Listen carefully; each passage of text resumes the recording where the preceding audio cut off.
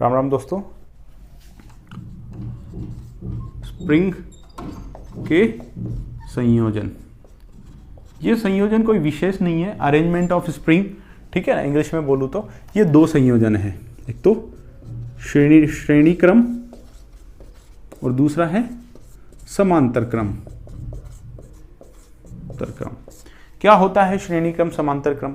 जो आपने, अगर आप साइंस के स्टूडेंट हैं तो आपने पहले पढ़ा होगा प्रतिरोधों का श्रेणी क्रम संयोजन, समांतर क्रम संयोजन।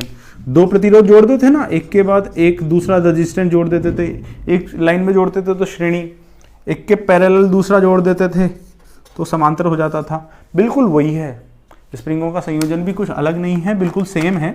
तो मैं यही बताना चाह रहा हूँ कि इसमें कुछ कन्फ्यूजन ना हो, जैसा वहाँ पे प्रतिरोधों का पड़ा था वैसा ही संयोजन है।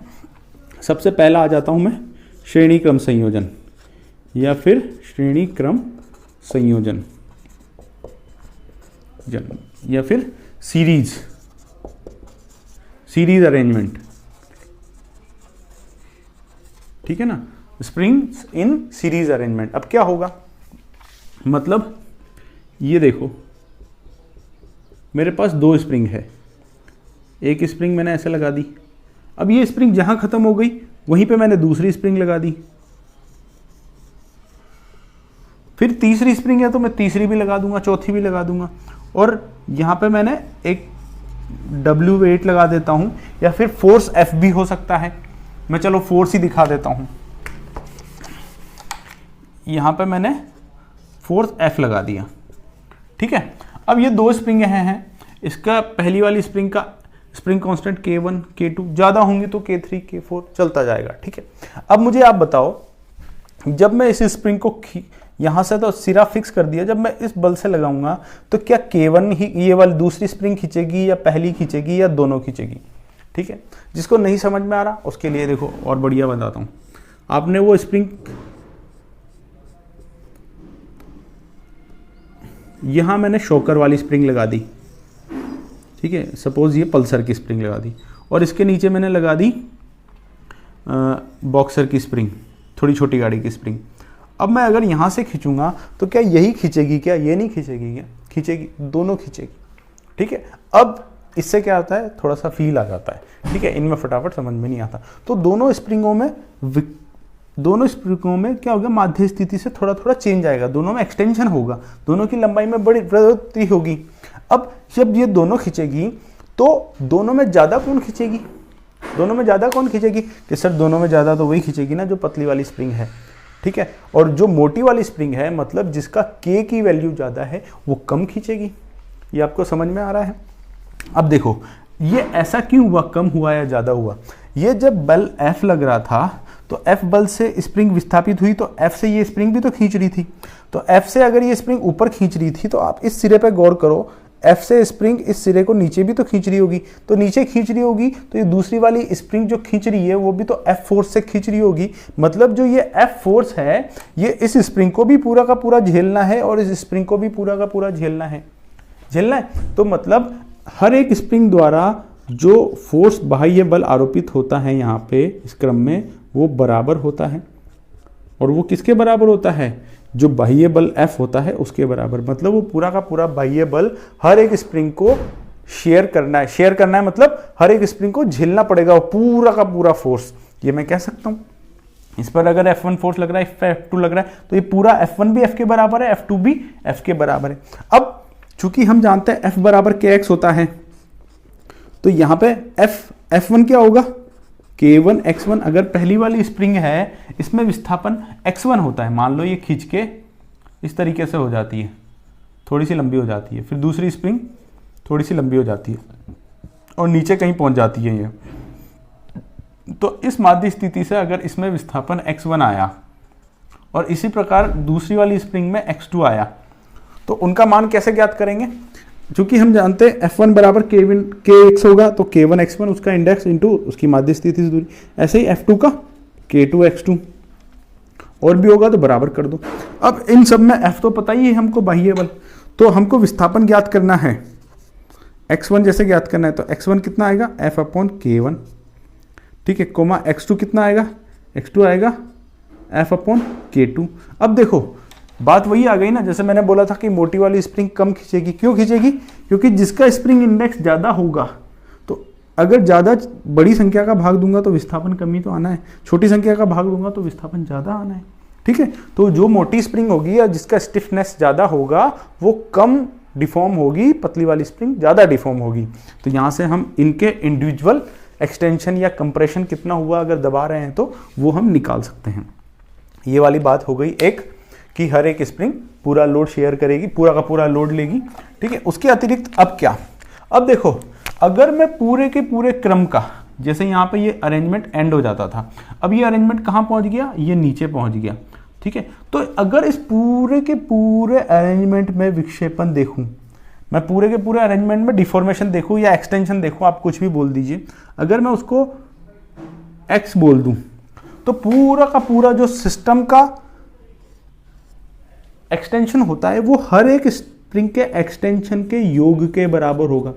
अब देखो, ये यहां से यहां पहुंची तो कितनी पहुंची कि ये एक्स्ट्रा पहुंची ना, इतनी, मतलब x1 में कितना बढ़ोतरी हुई, x2 में कितनी बढ़ोतरी हुई, उनको जोड़ना पड़ेगा। 3 स्प्रिंग होती है तो तीसरी और कितनी बड़ी, तो जो अरेंजमेंट का एक्सटेंशन होगा या उसमें खिंचाव होगा वो क्या होगा? हर एक स्प्रिंग में एक्सटेंशन के बराबर होगा। तीसरी स्प्रिंग है तो तीसरी भी जोड़ दो, चौथी है तो चौथी भी जोड़ो। ये वाली कहानी समझ में आई? ठीक है, अब ये तो बात हो गई यहां तक की।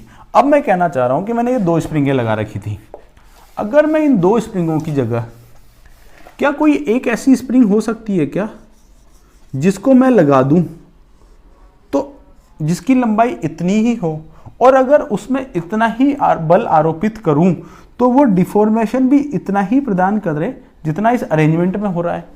हो सकती है ऐसी स्प्रिंग। तो ऐसी स्प्रिंग को बोलते हैं इक्विवेलेंट स्प्रिंग। ठीक है ना, बिल्कुल उसके तुल्य है। तो ऐसी स्प्रिंग का जो स्प्रिंग कांस्टेंट होगा उसको बोलते हैं के इक्विवेलेंट। क्या बोलते हैं? के इक्विवेलेंट। इस केस में के इक्विवेलेंट कैसे मिलता है? इस केस में हमको के इक्विवेलेंट मिलता है, के इक्विवेलेंट प्राप्त करने के लिए 1 के इक्विवेलेंट बराबर 1 K1 प्लस 1 K2 प्लस अगर और भी है तो इस तरीके से जोड़ते जाएं। ठीक है, ये वाली कहानी हो गई। मैं मान लेता हूं एक ऐसे अरेंजमेंट जिसमें केवल 2 स्प्रिंग हैं, केवल 2 स्प्रिंग। अब जब केवल 2 स्प्रिंग है तो 1 के इक्विवेलेंट कितना हो जाएगा? 1 K1 प्लस 1 K2। इनका एलसीएम लोगे कितना आएगा? K1 K2। ये K2 K1 K2 में K2 कहाँ आएगा? इधर गुणा होगा क्योंकि ऊपर नहीं था, इधर K1 आएगा।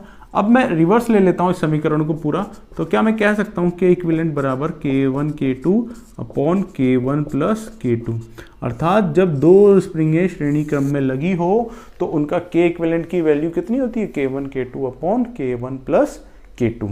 तो यहाँ से ये श्रेणी क्रम से संबंधित पूरी बातें हो गई। क्या क्या बातें हुई कि जितना फोर्स लगेगा पूरा का पूरा फोर्स स्प्रिंग 1 को भी झेलना है, स्प्रिंग 2 को भी झेलना है, स्प्रिंग 3 को भी झेलना है, हर एक स्प्रिंग को झेलना पड़ेगा।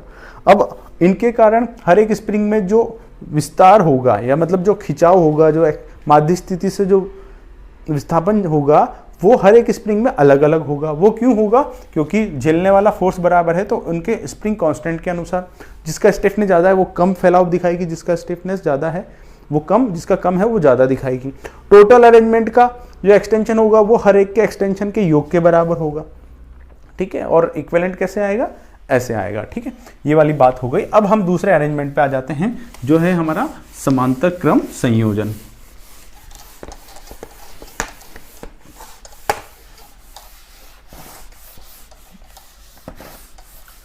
अब दूसरा है हमारा समांतर क्रम संयोजन।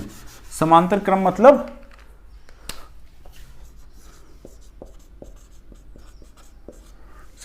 मतलब पैरेलल अरेंजमेंट। अब पैरेलल अरेंजमेंट क्या होता है? देखो, ये एक स्प्रिंग है, ये एक स्प्रिंग और ये दूसरी स्प्रिंग। ठीक है, अब इनसे मैं यहां पे एक फोर्स लटका दूं F। ठीक है, तो इसी को बोलूंगा मैं पैरेलल अरेंजमेंट। ठीक है, एक सिरा फिक्स है, इसका स्टिफनेस कांस्टेंट K1, इसका K2। अब जरूरी नहीं है इनकी लंबाइयां बराबर हो, इनमें कोई स्प्रिंग बड़ी भी हो सकती है, कोई छोटी भी हो सकती है। अब आप बोलोगे सर ये बड़ी है ये छोटी है, तो इनको जोड़ेंगे कैसे? मैं बना देता हूँ, एक स्प्रिंग छोटी बना देता हूँ। चलो एक स्प्रिंग मैं क्या करता हूँ, थोड़ी छोटी बना देता हूँ। अब ये यहाँ पे ख़त्म हो जाएगी तो आप इस सीधी रेखा को तो लंबी ले सकते हो ना, तो आवश्यक नहीं है कि स्प्रिंगों की लंबाइयाँ बराबर हो। अगर स्प्रिंगों की लंबाइयाँ अलग अलग भी है तब भी वो श्रेणी क्रम में जुड़ जाएंगी। एफ फोर्स लगा दिया, ठीक है। अब इसके कारण क्या होगा, जब ये एफ इसको नीचे खींचेगा तो अगर ये खींच के नीचे आता है तो इसमें भी उतना ही खिंचाव होगा और इसमें भी उतना ही खिंचाव होगा, ठीक है। किन्हीं किन्हीं बालकों को लगता है कि नहीं सर ये खिंचाव बराबर नहीं होगा, एक ज़्यादा खींचेगी एक कम खींचेगी, ऐसा नहीं होगा। उदाहरण मैं बताता हूँ डाउट क्लियर करने के लिए। एक ये बड़ी स्प्रिंग, ट्रेन वाली स्प्रिंग देखिए, बड़ी स्प्रिंग, ठीक है। इसके अंदर यहीं से वेल्ड करके मैं इसमें शॉपकर की स्प्रिंग डाल देता हूँ, बीचों बीच अंदर डाल दी और इसको यहाँ पे डाल दिया। अब बताओ मैं कोई वो वजन लटकाता हूँ W, तो दोनों बराबर खींचेगी क्या? खींचेगी ना। तो पैरेलल अरेंजमेंट में भी बिल्कुल यही होता है, ठीक है ना। तो ये डाउट मत रखना ये कम खींचेगी ये ज़्यादा खींचेगी, ठीक है ना। हम पैरेलल में जो विक्षेप मानते हैं वो दोनों स्प्रिंगों का बराबर मानते हैं, जो लंबाई में परिवर्तन होगा वो बराबर होगा। तो अगर पहली में x1 खिंचाव आया है और दूसरी में x2 आया तो इन सब का विस्थापन क्या होगा? बराबर। अगर कोई तीसरी स्प्रिंग भी होती यहाँ पे, चौथी भी होती, तो उसमें भी बाह्य बल के कारण क्या होगा, जो खिंचाव आएगा उसके कारण जो एक्सटेंशन होगा वो बराबर होगा।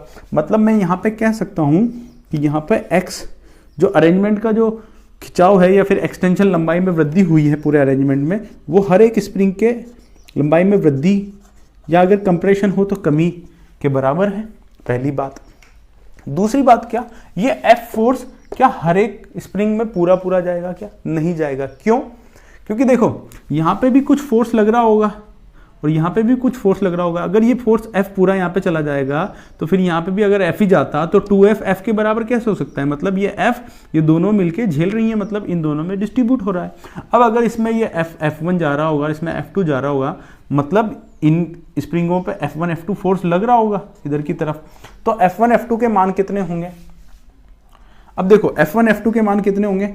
F1 कितना होगा? F1 बराबर होगा K1 इंटू X1, लेकिन X1 तो X के बराबर है। इसी प्रकार F2 कितना होगा? F2 बराबर होगा उसका spring index K2 into X2, लेकिन X2 भी X के बराबर है। इसी प्रकार और भी फोर्स होंगे तो आप निकाल सकते हैं, और भी स्प्रिंग होगी तो हर एक स्प्रिंग में विस्थापन तो बराबर होगा, ठीक है ना, खिंचाव मतलब, लेकिन हर एक स्प्रिंग द्वारा शेयर किया गया लोड, मतलब ये लोड हर एक स्प्रिंग में बराबर नहीं जाएगा, बट जाएगा। अब ये किस अनुसार बटेगा? जो स्प्रिंग मोटी, जिसका स्टिफनेस ज़्यादा है, उसके द्वारा शेयर किया गया लोड भी ज़्यादा होगा, क्योंकि ये चीज़ तो बराबर है ना भाई, x तो बराबर है। अब K2 और K1 में जो बड़ा होगा उसका गुणनफल ज़्यादा आएगा, उसका गुणनफल ज़्यादा आएगा मतलब उसके द्वारा लिया गया लोड ज़्यादा आएगा। तो जिस स्प्रिंग का स्प्रिंग स्टिफनेस ज़्यादा होता है, स्प्रिंग कांस्टेंट की वैल्यू ज़्यादा होती है, वो ज़्यादा लोड लेती है। जो पतली स्प्रिंग होती है जिसका K की वैल्यू कम होती है वो कम लोड लेती है। ये बात यहाँ से स्पष्ट हो जाती है। अब ये दो बातें हो गई। अब तीसरी बात हम इसके बारे में करेंगे, F हो गया। अब आती है इक्विवेलेंट वाली बात। अगर वापस एक तीसरी स्प्रिंग ऐसी लगाएं जो इतना ही विस्थापन दे दे, इतने ही बल लगाने पर, तो उसके स्प्रिंग कांस्टेंट को क्या बोलेंगे? K equivalent. तो इस केस में K इक्विवेलेंट क्या मिलता है? इस केस में हमको K इक्विवेलेंट मिलता है direct K1 plus K2 plus और भी हो तो उन्हें जोड़ दें, ठीक है। तो समांतर क्रम संयोजन में हमको क्या क्या देखने को मिला कि विस्थापन सबका बराबर होता है, ठीक है ना। पूरा लोड हर एक स्प्रिंग में पार्ट के रूप में शेयर होता है, मतलब सारी स्प्रिंगें मिलकर टोटल लोड को शेयर करती हैं। जबकि श्रेणी क्रम में क्या था? श्रेणी क्रम में ये टोटल विस्थापन हर एक के इंडिविजुअल विस्थापन के योग के बराबर आया था। शेयर किया गया लोड सबका इक्विवेलेंट था जो बाह्य बल के बराबर था। K इक्विवेलेंट 1/1 में आया था, यहाँ साथ डायरेक्ट योग हो रहा है। अब एक बार आपको एक चित्र और दिखा दूं जो कभी कभी डाउट पैदा करता है। जैसे ये एक स्प्रिंग है K1 वाली, अब यहाँ पे एक बल लगा हुआ है, W वेट समझ लेते हैं, और फिर एक स्प्रिंग है ये, नीचे भी एंड फिक्स कर दिया, ये K2 वाली। अब बताइए ये कौन सा वाला अरेंजमेंट है? ये पैरेलल में है या सीरीज में है? कई सारे बालक इसको खटाखट देखते ही बोलते हैं सर ये तो सीरीज में है, क्योंकि एक ही लाइन में है। लेकिन आप बिल्कुल लुक पे मत जाइए। आप देखिए, अगर इसको मैं माध्य स्थिति से थोड़ा सा नीचे ले जाता हूं, थोड़ा सा नीचे ले जाऊंगा, तो इसमें क्या हुआ, स्प्रिंग 1 में क्या हुआ, स्प्रिंग 1 में खिंचाव हुआ, तो स्प्रिंग 1 क्या करेगी, इसको थोड़ा ऊपर खींचेगी। और स्प्रिंग 1 में जो खिंचाव हुआ वो कितना हुआ, x1 इतना। और स्प्रिंग 2 में क्या हुआ, कंप्रेशन हुआ, उसकी वैल्यू भी कितनी आई, x2। और यहां पे देखो x1 और x2 बराबर हैं क्या, बराबर हैं। और बराबर किस में होता है, विस्थापन, समांतर क्रम संयोजन में, मतलब ये समांतर क्रम संयोजन है।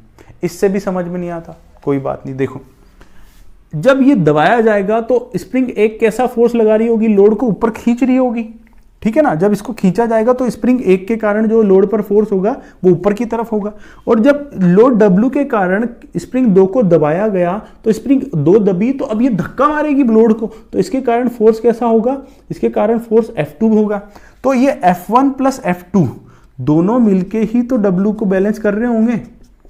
तो मतलब टोटल लोड को यहां दोनों स्प्रिंग शेयर कर रही हैं क्या, ऐसा कहां पर होता है, ऐसा संयोजन जो समांतर क्रम संयोजन है उसी में होता है। सीरीज में तो, श्रेणी क्रम में तो सब पे पूरा का पूरा लोड आता है, इस पे भी W आता है, इस पे भी W आता है, लेकिन यहाँ ये W को दोनों मिलके शेयर कर रही हैं, ठीक है ना। तो ये वाले अरेंजमेंट कभी आपको क्वेश्चन देखने को मिल जाए तो इस वाले चित्र को देख के कंफ्यूज मत होना, वो समांतर क्रम संयोजन का ही चित्र है। अब ये श्रेणी और समांतर पे, जैसे आपने प्रतिरोध के केस में पढ़े होंगे ना काफी सारे, कि ये प्रतिरोध मिल गया और इधर 2 प्रतिरोध हैं, 1 2, तो बताओ इनका इक्विवेलेंट क्या होगा। तो स्प्रिंग में भी आपको मिल सकता है कि जैसे इधर मैं फिक्स कर दूं और फिर इधर एक और स्प्रिंग लगा दूं, ठीक है, इसका K1 K2 K3 K4, फिर कोई बोले कि बताओ इसका K इक्विवेलेंट कितना होगा, तो घबराना नहीं है, जो जो पता है उसको सॉल्व करते जाओ। पहले ये दोनों सीरीज में है, ये दोनों सीरीज में इनका K इक्विवेलेंट कितना आता है, K इक्विवेलेंट आता है K1 K2, यहाँ पे क्या है K2 K3 upon K2 plus K3। अब ये दोनों किस में है, 1 था ये, अब ये दोनों किस में है, अगर इसकी जगह पे पूरा एक स्प्रिंग आ जाएगी K इक्विवेलेंट वाली, ये आ गई एक स्प्रिंग आ गई। अब ये दोनों किस में है, ये दोनों है समांतर क्रम में। समांतर क्रम में क्या आ जाता है, डायरेक्ट योग हो जाता है। तो अब जो K इक्विवेलेंट आएगा वो K1 प्लस दूसरी के इसके बराबर हो जाएगा। तो अब इन दोनों की जगह K इक्विवेलेंट की स्प्रिंग लगा दो, ये K इक्विवेलेंट की स्प्रिंग आ गई, ठीक है। अब ये K इक्विवेलेंट की स्प्रिंग आ गई, ये इसका स्प्रिंग इंडेक्स ये है। अब ये दोनों किसमें, फिर से श्रेणी में, तो इनका K इक्विवेलेंट कैसा आएगा, इनका K इक्विवेलेंट आएगा K1 की जगह पे यहाँ पे क्या लिखूं, K2 K3 upon K2 plus K3 into K4 upon ये पूरा का पूरा प्लस K4। इसको सॉल्व कर लेना। तो ऐसे कई सारे अरेंजमेंट आपको स्प्रिंग के केस में भी देखने को मिल सकते हैं।